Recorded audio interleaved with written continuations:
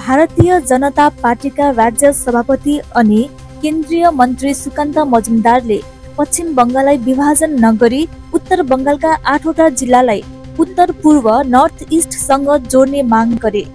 तिनले बुधबार उक्त माग बारे एउटा प्रस्ताव पनि प्रधानमन्त्री मोदीलाई चढाए। त्यस प्रस्तावमा उत्तर बंगालसँग उत्तर पूर्वका राज्यहरूको धेरै मेल रहेको दावी गर्दै मजुमदारले उत्तर बंगालका 8वटा जिल्लालाई उत्तर पूर्वसँग जोड्दा विकास कार्य सजिलो हुने बताए। उनले भने उत्तर बंगालको विकास यतिका दिनसम्म ठिकसँग भइरहेको छैन। अहिले प्रधानमन्त्री मोदीले उत्तर पूर्वका राज्यहरूको विकासको पहल सुरु गरेको छ। त्यसैले उत्तर बंगाललाई पनि नयाँ मर्यादा दिए विकास तीव्र हुनेछ। उनको भनाइ अनुसार यसमा राज्य सरकारको कुनै आपत्ति नहुनु पर्ने हो, किनकि यसो गर्दा राज्यको नै विकास हुनेछ।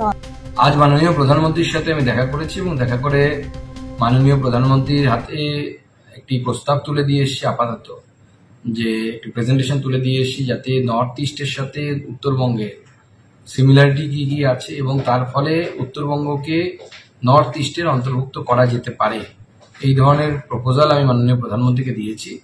এবার মাননীয় প্রধানমন্ত্রী তার বিচার করবেন এবং আগামী দিনে যদি নর্থ ইস্টের সাথে উত্তরবঙ্গ যুক্ত হয়, উত্তরবঙ্গ পশ্চিমবঙ্গের অংশ হিসেবে নর্থ ইস্টের সাথে যদি যায়, তাহলে পরে স্বাভাবিকভাবেই উত্তরবঙ্গে কেন্দ্রীয় যে প্রকল্পগুলো আছে সেই প্রকল্পের টাকা অনেক বেশি পরিমাণে পাওয়া যাবে এবং তার সাথে সাথে এই এলাকা অনুন্নত এবং এই এলাকার উন্নয়ন হবে এবং আমার মনে হয় রাজ্য সরকারেরও এতে বাধা থাকবে না বা রাজ্য সরকারের সহযোগিতা আমরা পাবো।